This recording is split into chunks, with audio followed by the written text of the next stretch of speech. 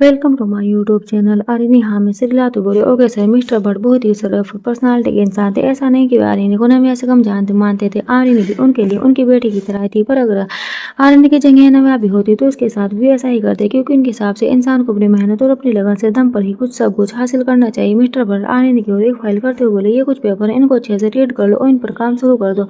अभी तो मैं तुम्हें नॉर्मली काम दे रहा हूँ, आगे चलकर तुम्हारा काम और भी हार्ड होने वाला है। और अभी से थोड़े से स्टार्टिंग करो, आगे चल के तुम्हें बड़े प्रोजेक्ट भी हैंडल करने होंगे। आर्यनी मिस्टर भट्ट से फाइल लेते हुए बोली, ओके सर मैं समझ गई। मिस्टर भट्ट आर्यनी को देखते हुए बोले, your cabin is ready so go to your. Aryani okay sir बोलकर वहां से चली जाती है। ट्राई एंड फॉक्स विवेन अपने केबिन में चेयर पर बैठा लैपटॉप में एक टक देख रहा था। उसके पीछे राज राहुल और उसके सामने केडन खड़ा था। विवेन लैपटॉप में देखते हुए केडन से बोला, क्या हुआ? उसने अब तक कुछ नहीं बोला। केडन, नहीं बॉस, बहुत मोटी चमड़ी है, साला मुंह नहीं खोला है, हर तरीके से टॉर्चर करके देख लिया। राज केडन की बात बीच में काटते हुए, बॉस दोनों में से कोई भी अपना मुंह खोलने को तैयार ही नहीं है। राहुल को बोला, हमें लगता है ये दोनों हमारे किसी काम के नहीं है, इनको मार देना चाहिए। मैं लैपटॉप बंद करते हुए बोला, अगर इनको मार देंगे तो शिकार हमारे हाथ से निकल जाएगा। ये दोनों मुंह मोहरे हैं जो हमें शिकार तक पहुंचाएंगे। जब तक हमारा शिकार नहीं मिल जाता तब तक इन पर टॉर्चर बंद नहीं होना चाहिए। इनको इतना टॉर्चर करो कि ये मौत की भीख मांगे और मुंह खोलने पर मजबूर हो जाए। किरण, राजू और राहुल तीनों एक साथ होकर बहुत बोलते हैं। विवन चेयर पर लीन होते हुए बोला, उसका कुछ पता चला कि वे किसके पास है? किरण, नो बॉस, पर जल्दी ही पता चलेगा। विवेक आंखें बंद करके तीनों से now you all can go. Vivek की बात सुनते तीनों वहां से चले जाते हैं। जब मेंशन रात हो चुकी थी, डाइनिंग रूम में सब डिनर कर रहे थे। डिनर करते हुए वेदांत की नजर आर्यनी के खाली चेयर पर जाती है। आर्यनी की खाली चेयर देख वेदांत प्रश्न से बोला, रोशनी आर्यनी कहाँ है? रोशनी वेदांत को देखते हुए बोली, शारदा शायद आज भाभी डिनर नहीं करेगी। वेदांत, क्यों, क्या हुआ तुम्हारी भाभी को? तुमने अपनी भाभी से कुछ पूछा नहीं है? रोशनी, मुझे नहीं पता भाई, वे ज्यादा किसी से बात भी नहीं करती और अपने रूम में ही रहती है। उन दोनों की बातें सुन शारदा बोली, तो रोशनी तुम्हें बड़ी फिक्र हो रही है उसकी, चुपचाप अपना डिनर खत्म करो और अपने रूम में जाओ। शारदा की बात सुन रोशनी चुप हो जाती है और अपना डिनर करने लगती है। शारदा की बात सुन वेदांत शारदा को अपने अजीब नजर से घूरता है और जैसे शारदा की बात उसे पसंद ना आई हो। रात का वक्त डिनर के बाद इंद्र ने सबको हॉल में बुलाया था। रोशनी, वेदांत शारदा सब हॉल में सोफे पर बैठे थे। तभी विवन भी लिफ्ट से होते हुए हॉल की ओर आता है और आकर हॉल में रखे अपने आर्म चेयर पर बैठ जाता है। विवेन इंद्र को देखते हुए को क्या कहना था। इंद्र सोफे से उठते हुए बोला, मैं चाहता हूँ ट्राई ए फोक्स का नाम बदलकर आहूजा ग्रुप ऑफ इंडस्ट्रीज कर दिया जाए। इतना सुनते विवेन तुरंत हेड चेयर से खड़े होकर बोला, ये कभी नहीं हो सकता और ऐसा करने की सोचना भी मत। इंद्र जाकर विवेन इनके सामने खड़े होते बोला, इस अजीब गरीब नाम से अच्छा नाम है Ahuja group of industries. Viven Indra की बात सुनकर विवेन की आंखों में खून उतर आता है और गुस्से में उसकी आंखों की मुठियां कस जाती है। उसके गले की नसें उभर जाती। विवेन लाल आंखों से इंद्र को घूरते हुए बोला, उस कंपनी का नाम ट्राई एंड फोक्स ही रहेगा, चाहे कुछ भी हो जाए। विवेन की ये बात सुन इंद्र गुस्से में से बोला, तुम हर बार मेरे काम के बीच में आ जाते हो। विवेन इस बार नहीं। विवेन का गुस्सा देख बाकी सब डर से कांपते हुए विवन को ही देख रहे थे, क्योंकि विवन बहुत कम गुस्सा करता था और जब गुस्सा करता था तो उसके गुस्से का सामना करने की हिम्मत किसी में नहीं होती थी। विवन गुस्से से इंद्र को घूरते बोला, वो नाम मैं किसी कीमत पर नहीं बदलने दूंगा, जो करना है करके देख लो। इधर आ रही अपने रूम में असाइनमेंट बना रही, तभी उसके कानों में किसी के चिल्लाने की आवाज आई। आवाज सुनकर आनी रूम से बाहर निकल आती है और लॉबी में रेलिंग पर खड़ी होकर नीचे हॉल में देखने लगती है। इंद्र चिल्लाते हुए बोला, विवियन तुम अपनी तमीज भूल गए हो। विवियन इंद्र की आंखों में आंखें डालकर बोला, तमीज अभी बाकी है मेरे अंदर, तभी तो मैं शांत खड़ा हूँ। नहीं तो विवियन जब बदतमीजी पर उतर आए तो किसी को जिंदा तक नहीं छोड़ता।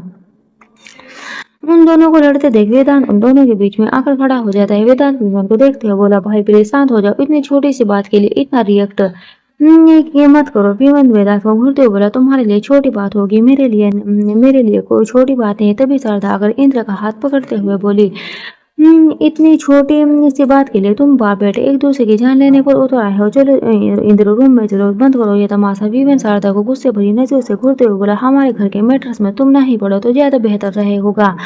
विवेन की बात सुन इंद्र गुस्से से चिल्लाते हुए बोला, अपनी माँ से बात करने तक की तमीज नहीं है तुम्हें। विवेन इंद्र को गुस्से से देखते हुए, मेरी माँ तो इतना कहकर वे रुक जाता है और अपनी बात अधूरी छोड़ गुस्से में वहां से लिफ्ट की ओर चला जाता है। शारदा इंद्र को उसके रूम में लेकर जाती है। वेदांत रोशनी भी वहां से चले जाते हैं। आर्यनी को तो कुछ समझ ही नहीं आता कि नीचे हम जो हॉल में हुआ वे क्या था। वे चुपचाप सारा तमाशा देख अपने रूम में चली जाती और लाइट्स ऑफ करके सो जाती है। दूसरी तरफ विवेन अपने रूम में बैठ कर ड्रिंक किए जा रहा था। तभी डोर खोलो हुआ वेदांत अंदर आता है। वेदांत काउच पर बैठते हुए बोला, भाई तुम डैड से किस तरीके से बात करते हो? जब से आया हूँ तब से देख रहा हूँ ना, तुम डैड से ढंग से बात कर रहे हो ना किसी फैमिली मेंबर से। अकेले अकेले रहते हो, ऐसा क्यों है भाई? विवेन भाई का सिर्फ लेकर बोला, इन सब चीजों से तुम दूर ही रहो तो ज्यादा। अब वेदांत, तो ये ही अच्छा रहेगा तुम्हारे लिए। समय आने पर तुम्हें सब पता चल जाएगा। वेदांत बोला, कब से इसी टाइम का वेट कर रहा हूँ,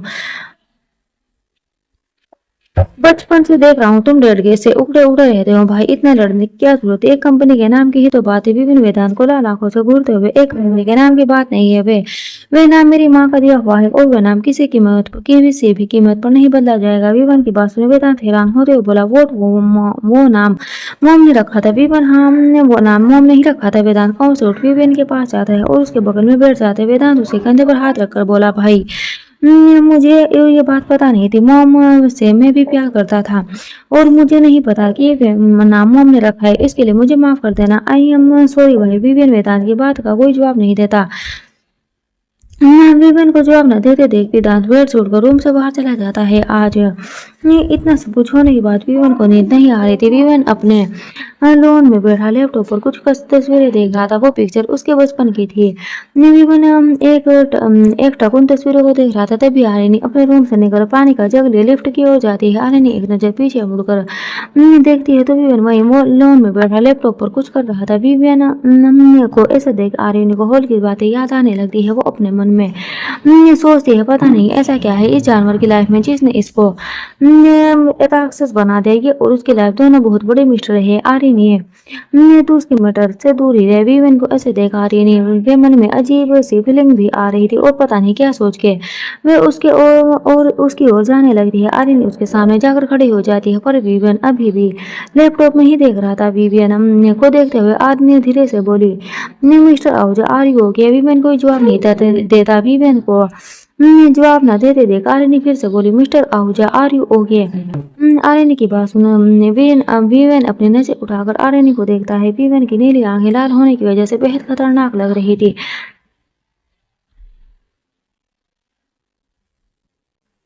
आर्यनी उसकी आंखें देख डर जाती है। विवेन झटके से चेयर से खड़ा होता है और आर्यनी की कलाई कसकर पकड़ लेता है। विवेन की मजबूत पकड़ से आर्यनी दर्द से खड़ा उठती है। विवेन उसकी कलाई मोड़ते हुए बोला, तुम इस वक्त यहाँ आने के लिए किसने कहा? आर्यनी विवेन के इस बिहेवियर से बहुत डर गई थी और उसे उसकी कलाई में दर्द महसूस हो रहा था। आर्यनी को जवाब न देते देख विवेन उसका हाथ और तेज से मोड़ते हुए बोला, मैंने तुम्हें कहा था ना यहाँ आने के लिए। विवेन की बात पर आर्यनी रोते हुए नाम में सिर हिलाती है।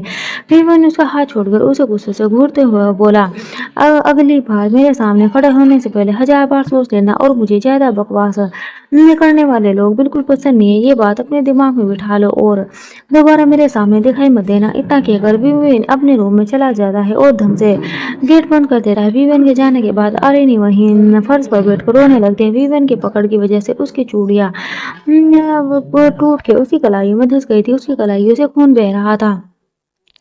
साथ ही साथ उसे बहुत दर्द भी हो रहा था पर उसके दर्द पर यह बात हावी हो गई थी कि उसकी शादी एक ऐसे इंसान से हुई है जिसे किसी के दर्द की परवाह नहीं है, जो इतना क्रूर है कि जिसके लिए किसी के आंसू का कोई मतलब नहीं है। विवेन की हरकत से आर्यन के दिल में उसके लिए पनप रही नफरत को और बढ़ा दिया था। अब वे जल्द से जल्द विवेन के इस जाल से निकलना चाहते थे। थोड़ी देर तक रोने के बाद आर्यनी भी अपने रूम में चली जाती है।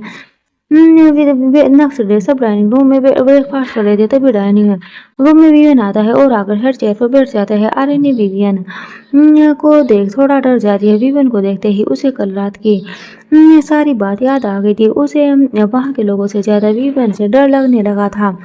वो अब उसकी तरफ देखना भी नहीं चाहती थी। वेदांत भी डाइनिंग रूम में आकर आर्यनी की बगल वाली चेयर पर बैठ जाता है। आर्यनी मोबाइल मैं कुछ करते हुए अपना ब्रेकफास्ट कर रही थी कि तभी से नव्या का कॉल आता है और वो एकदम से उठकर डाइनिंग रूम से बाहर निकल कर हॉल में चली जाती है। नव्या फोन पर, आर्यनी तुझे पता है क्या हुआ? आर्यनी क्या? नव्या, और तू इतना स्क्री साउंड क्यों कर रही है? नव्या फोन पर आर्यन से मैं 2 सब्जेक्ट में फेल हो गई। आर्यन हैरान होकर तेज से बोली, वोट नव्या रियली। आर्यन की आवाज सुन हॉल में बैठे राज, राहुल और कैरन एकटक उसे देखने लगे, पर आर्यन तो नव्या से बात करने में इतनी मस्त थी कि उसे पता ही नहीं चला कि हॉल में उसके अलावा और भी लोग हैं। डाइनिंग हॉल में भी बैठे सभी लोगों के कानों में आर्यन की तेज आवाज पड़ती है। आर्यन की आवाज सुन वेदांत झट से उठ कर हॉल में आ जाता है। नव्या फोन पर, आर्यन यू इडियट, मैं यहाँ फेल हो गई हूँ और तू ऐसा बोले जैसे कोई खुशी वाली बात हो। आर्यन, नव्या सच बता, तू सच में फेल हो गई है क्या? नव्या फोन पर, हाँ सच में 2 सब्जेक्ट में फेल हूँ। नव्या की बात सुन अब आर्यन को भी डर लग रहा था, क्योंकि आज उसका भी रिजल्ट आने वाला था। आर्यन डरते हुए बोले, नव्या अपना छोड़, तू मेरा देख ले, मेरा रिजल्ट कैसा आया है? नव्या फोन पर क्या बात कर रही है आर्यन? मैं यहाँ 2 सब्जेक्ट में फेल और तुझे अपने रिजल्ट की पड़ी है।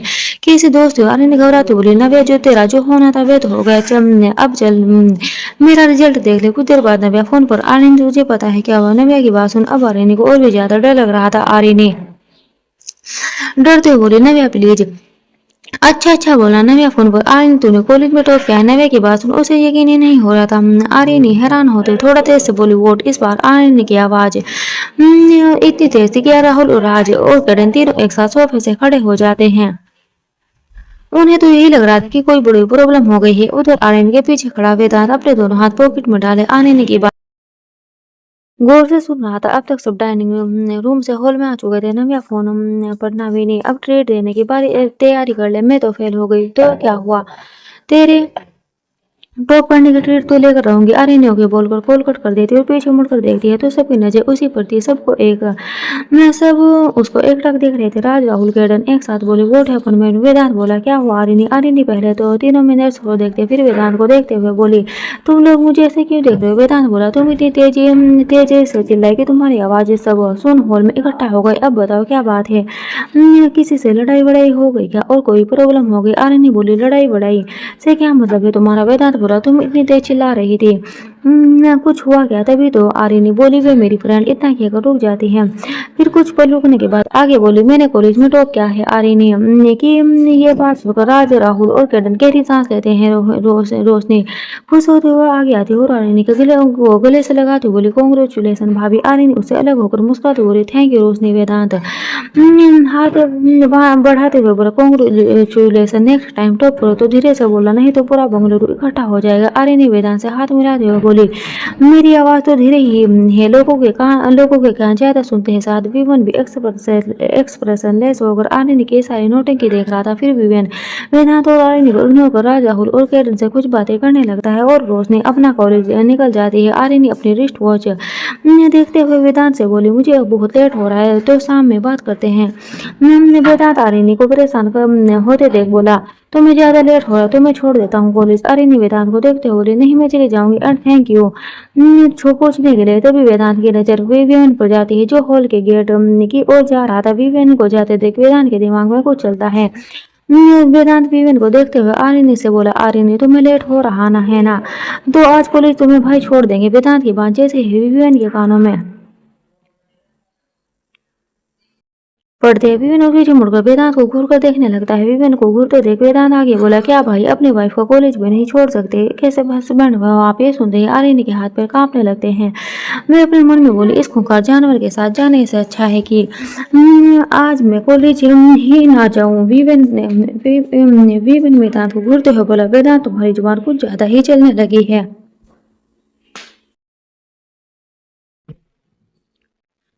वेदांत भाई उसे लेट हो रहा है, तुम जा रहे हो तो उसे कॉलेज ड्रॉप करते चले जाओ। वैसे भी एक कॉलेज छोड़ने की ही तो बात है, कौन सा वो तुमसे तुम्हारी प्रॉपर्टी मांग रही। इतना कहकर वेदांत आई करके वहां से चला जाता है। वेदांत के जाने के बाद विवेन राज से बोला, उसे कहो मुझे लेट हो रहा है, चलना है तो जल्दी करो। विवेन की बात सुन राज आर्यन के पास आकर बोला, मैम बॉस ने आपको उनके साथ चलने के लिए कहा। राज की बात सुन आर्यन की हालत और भी खराब हो रही थी।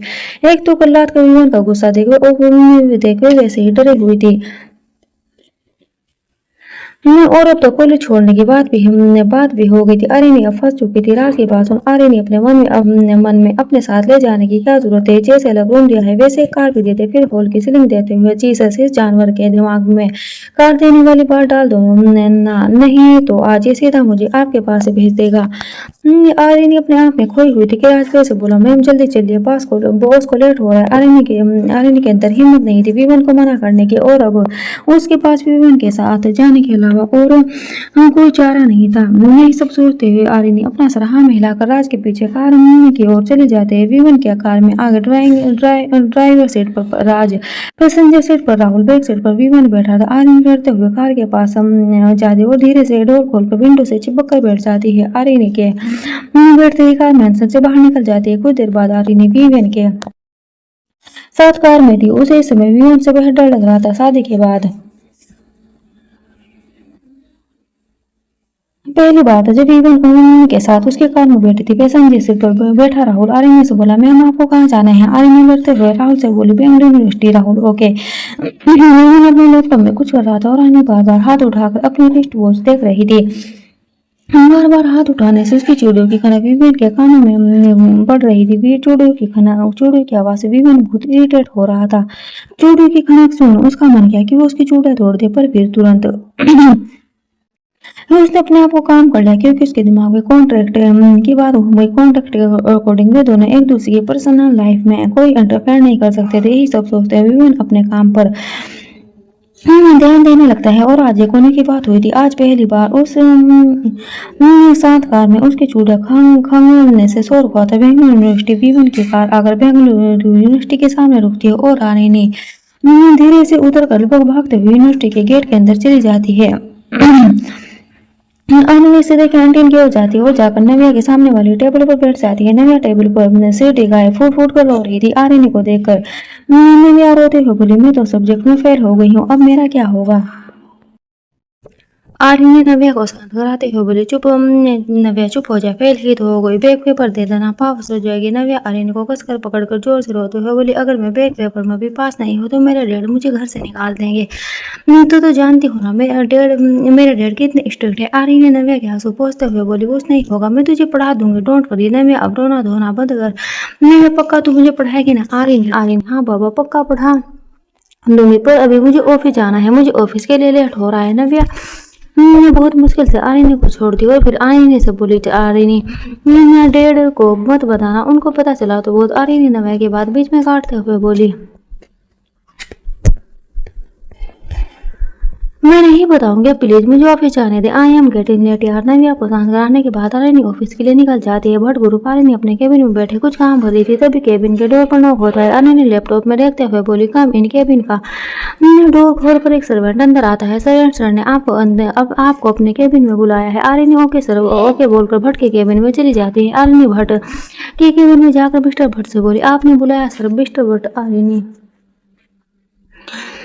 की एक और फाइल करते हुए बोले, आर्यन ये ट्राई एंड फॉक्स की फाइल है, इनसे हमारी एक डील होने वाली है, उस डील की प्रिपरेशन तुम करोगी और उसमें मिस्टर अमन तुम्हारी हेल्प करेंगे। फिर दूसरी फाइल देते हुए बोले, ये कॉन्ट्रैक्ट पेपर से अब तुम 1 ईयर पर तक जॉब नहीं छोड़ सकती और जॉब छोड़ने से 3 महीने पहले तुम्हें रिजाइन देना होगा। फिर एक एनवेलप देते हुए बोले, और ये कुछ एडवांस सैलरी है जिसकी तुमने डिमांड की थी। आर्यन में दोनों फाइल ले लेती है और अपने केबिन में चली जाती है। आर्यन ट्राई एंड फॉक्स की फाइल साइड रख देती है और दूसरी फाइल देखने लगती है। उस फाइल को पढ़ते हुए आर्यन के दिमाग में कुछ चलता है और वह नव्या को कॉल करती है। नव्या फोन पर डैड को पता चल गया कि मैं फेल हो गई। आर्यन पेपर की ओर देखते हुए बोली, नहीं नव्या, एक्चुअली मुझे तेरी एक हेल्प चाहिए। नव्या फोन पर, हाँ बोल, मैं तो तेरी हेल्प करने के लिए ही दुनिया में आई हूँ। आर्यन स्टार्ट अपना नव्या, मुझे एक और जॉब चाहिए। नव्या फोन पर, वोट एक और जॉब किस लिए नव्या, क्या डैड ने तुझे जॉब से निकाल दिया। वेट मैं भी बात करती हूँ डैड से। आर्यन ने झट से बोले, नव्या अंकल ने मुझे जॉब से नहीं निकाला। फिर गहरी सांस लेकर आगे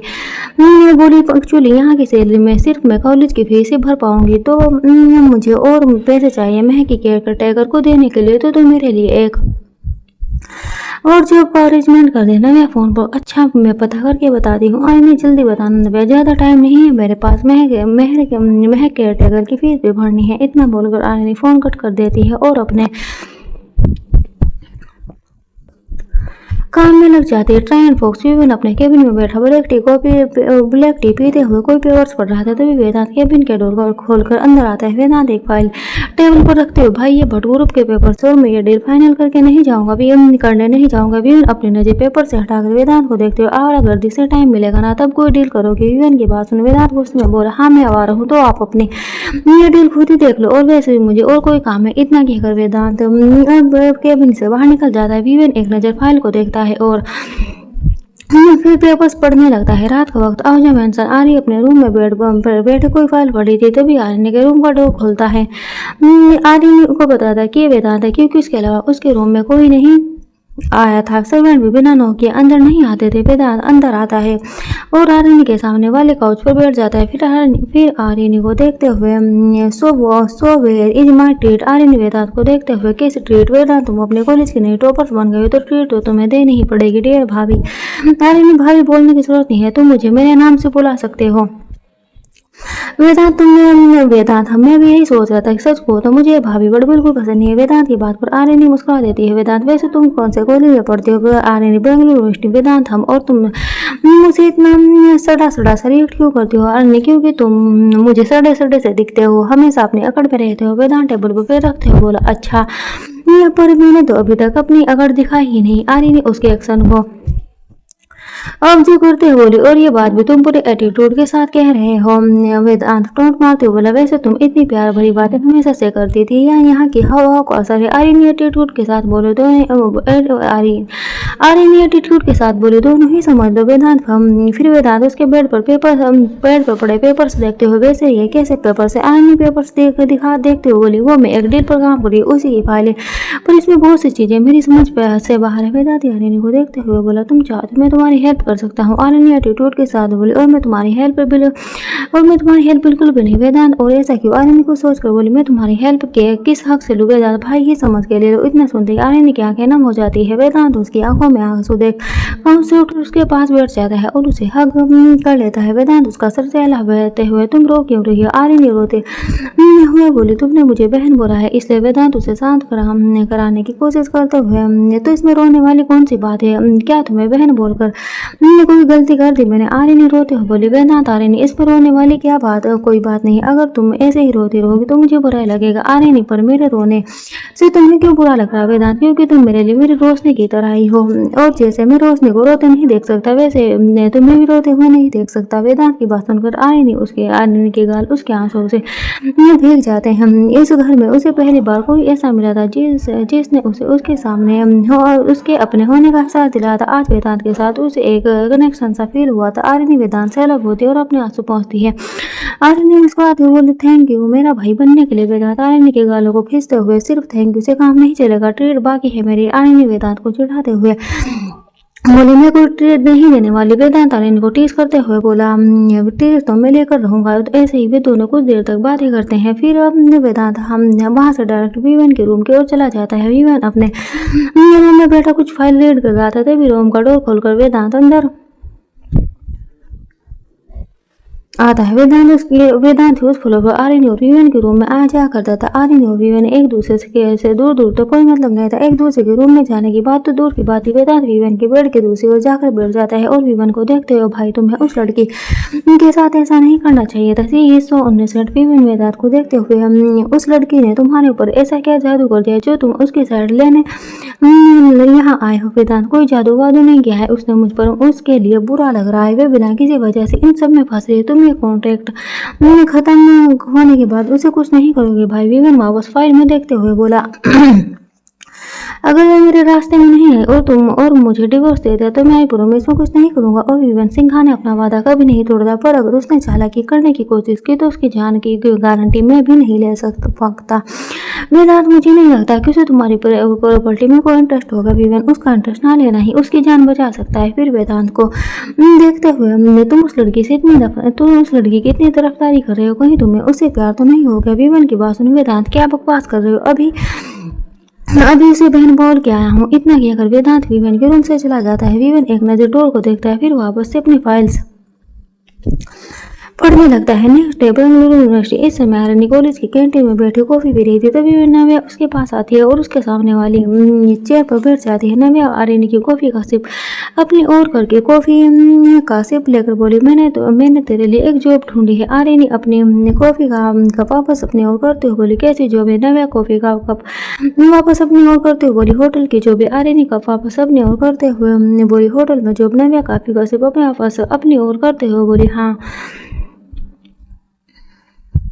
होटल के बाद और कोई जॉब मिल ही नहीं रही थी। आर्यन का वापस अपनी ओर करते हुए बोली, मम तुम हम ओके तू ये बता काम कब से करना है? नव्या आर्यन के कप को देखते हुए बोली, तू डैड के ऑफिस में से कितने बजे निकलते? आर्यन कॉफी का सिप लेकर बोली, 4 बजे तक। नव्या आर्यन को देखते हुए बोली, तो ठीक है, मैं तेरा 5 से 7 बजे तक का काम वहाँ फिक्स करवा दे रही हूँ। आर्यन कॉफी का सिप लेकर बोली, हाँ एक काम, हाँ पर काम कब से करना होगा? नव्या उसे घूरते हुए बोली, कल से। फिर कॉफी का कप देखते हुए बोली, तू मुझे कॉफी भी पीने नहीं दे रहे, देख ले तेरी दोस्ती। आर्यन अपनी कॉफी का कप नव्या के आगे करते हुए बोली, सॉरी। नव्या कप उठाकर देखती है तो कप खाली था। कॉफी का खाली कप देखकर नव्या और रानी दोनों हंस देती है। थोड़ी देर नव्या से बात करने के बाद आर्यन कॉलेज से ऑफिस के लिए निकल जाती है। ट्राई एयरफॉक्स विवेन वेदांत विवेन के केबिन में बैठ के बात करते हुए अमेरिकानो पी रहे थे, तभी डोर पर नॉक होता है। विवेन वो कम इन है। कैडन केबिन में आता है। विवेन ने कैडन को देखते हुए कहा, है बोलो कैडन। कैडन को विवेन को ग्रीट करके बोला, बॉस। वो दोनों अपना मुंह खोलने के लिए तैयार नहीं है। विवेन ने कहा, उन दोनों की ट्रीटमेंट कैसी चल रही है?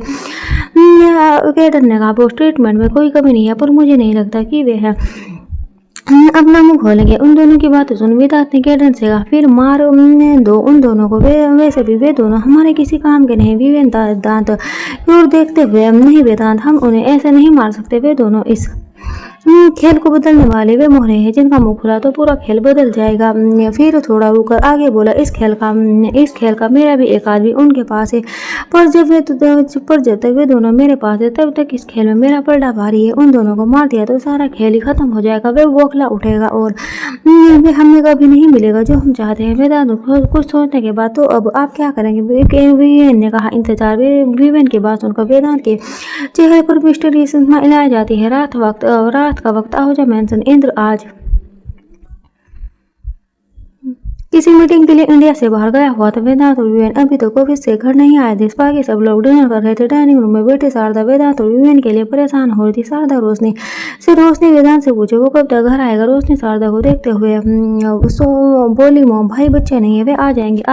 आर्य ने भी आज विवेन के आने का वेट कर रही थी। वैसे तो उसे विवेन से कोई मतलब नहीं था। आज उस को विवेन से एक नई जॉब के लिए परमिशन लेनी थी, क्योंकि विवेन जैसा भी था उसका परिचय, और रानी ने उसकी परमिशन के बिना कुछ नहीं करना चाहती थी। आर्य ने अपने आप में ही कोई टिकट भी खोल के गेट से वेदांत और विवेन अंदर आते हैं। विवेन के साथ राज और राहुल भी थे। वेदांत सीधे अपने रूम में चला जाता है और विवेन राहुल के साथ लिफ्ट में चला जाता है। भले ही उनके कॉन्ट्रैक्ट में पर्सनल लाइफ में इंटरफेयर ना करने की बात हुई हो, पर वे उसे बिना बताए कुछ नहीं करना चाहती थी। आर्य ने विवेन को लिफ्ट में जाते देखती है तो वो भी फौरन सीढ़ियों की ओर चली जाती है। लॉबी से होकर आर्य ने अपने रूम की ओर जा ही रही थी कि तभी उसकी नजर विवेन पर जाती है, जो लोन में बैठा राज और राहुल से कुछ डिस्कस कर रहा था। वो इस समय व्हाइट शर्ट और ब्लैक पैंट में था। उसके शर्ट के 3 बटन खुले हुए थे। आर्य एक नजर उसे देखती है तो देखती रह जाती है। उसकी नजर उस पर से हटने का नाम ही नहीं ले रही थी। वह आंखें फाड़े उसे देख रही थी। वहीं विवेन को जब महसूस होता है कि कोई उसे देख रहा है तो वह नजर घुमाकर इधर उधर देखने लगता है, तो उसकी नजर लॉबी में खड़ी आर्य पर जाती है। वहीं विवेन से नजर मिलती है। आर्य सब पका जाती है और झट से वहां से अपने रूम में चली जाती है। आर्य ने रूम में जाकर इधर उधर टहलती है। फिर रूम के अंदर से सीटी ढा करके एकटक विवेन को देखने लगती है। आर्य ने उसे देख ही रही थी कि पीछे से किसी ने कहा, तो अब मेरे भाई को ताड़ा भी जा रहा है। वेदांत की आवाज सुनकर आर्य चौंक जाती है। आर्य तुरंत स्ट्रेट खड़ी होते, फिर अपना सर सीधा करके पीछे मुड़ते हुए बोली, वेदांत तुमने तो मुझे डरा ही दिया था, ऐसे कौन करता है? वेदांत ने हंसते हुए कहा, मेरे अलावा और कौन कर सकता है? आलिनी बोली, हाँ जानती हूँ, तुम्हारे अलावा इस घर में ऐसी हर कोई नहीं कर सकता वेदांत। वेदांत ने कहा, वैसे तुम सिर डरा करके क्यों देख रही थी? ऐसे तो भाई उल्टे दिखेंगे ना। आलिनी बोली, मुझे उन्हें देखने का कोई शौक नहीं, समझे तुम? वेदांत ने कहा, फिर तो तुम राज और राहुल को देख रही होगी। उसके बाद सुन आलिनी थोड़ा सा चिल्लाते हुए बोली, पागलों की तरह बातें करना बंद करो, मैं उन दोनों को क्यों देखूंगी? वेदांत ने कहा, तब तुम क्या देख रही थी? आलिनी आंखें गोल गोल घुमाते बोली, मम्मा मैं तुम्हारे भाई को ही देख रही थी, पर ये मत सोचना कि मुझे उनमें कोई इंटरेस्ट है। वेदांत ने नाम से हिलाते हुए कहा, बिल्कुल नहीं, बिल्कुल भी नहीं सोचूंगा। तो उनको देखने के बाद क्या डिसाइड किया तुमने? इंटरेस्ट लेना है या नहीं? आलिनी बोली, मैं इंटरेस्ट लेने के लिए नहीं देख रही थी, एक्चुअली मुझे उनसे कुछ पूछना था, पर समझ नहीं आ रहा कैसे पूछूं। वेदांत ने हंसते हुए कहा, मुंह से और कैसे? वेदांत की बात सुन आलिनी वेदांत को घूरते हुए, मुझे तुम्हारे भाई से डर लगता है, उनके सामने मुंह नहीं खुलता मेरा। आलिनी की बात सुन वेदांत आलिनी का हाथ पकड़ के उसे लान की ओर ले जाते हुए, डर के आगे जीत है आलिनी अपने आप से बड़बड़ाते हुए, जीत नहीं, वाइल्ड एनिमल है। वेदांत आलिनी को ले जाकर विवन के सामने खड़ा कर देता है और कुछ चेयर पर बैठ जाता है। विवन लैपटॉप से नजरें हटाकर एक नजर वेदांत को देखता है, फिर उसकी नजरें आलिनी पर जाती और फिर अपने लैपटॉप में देखने लगता है। वेदांत एटीट्यूड के साथ विवियन के सामने वाली चेयर पर सामने वाले टेबल पर दोनों पैर रखते हो। भाई, आपकी वाइफ आपसे कुछ पूछना चाहती है। वेदांत की इस बात सुन विवियन वेदांत को घूर के देखता है तो वेदांत झट से अपनी पैर नीचे कर लेता है। फिर विवियन वापस लैपटॉप में देखते हुए उसके पास मुंह है, खुद भी बोल सकती है। विवियन की बात सुन वेदांत आलिनी पूछो जो पूछना है, मैं वेट कर रहा हूँ। आलिनी को वेदांत की हरकतें बच्चों की तरह लगती थी, उसे उसकी उल्टी सीधी हरकतों पर हंसे भी आ रही थी, पर विवन के सामने हंसने की हिम्मत उसके अंदर नहीं थी। आलिनी अपने हंसी कंट्रोल करते हुए बोली, मिस्टर आहूजा, मुझे आपसे कुछ पूछना था। विवन लैपटॉप में देखते हुए नॉर्मल टोन में बोला, पूछे क्या पूछना है? आलिनी, मुझे कल से मेरे घर में आने में थोड़ा लेट हो जाएगा। आलिनी की बात सुन विवन की नजर लैपटॉप से हटकर आलिनी पर चली जाती है। विवन आलिनी को देखते हुए, रीजन आलिनी अपनी नजरें झुकाए हुए, एक्चुअली मुझे एक जॉब करनी है, तो कल से मुझे आने में 7 बज जाएंगे।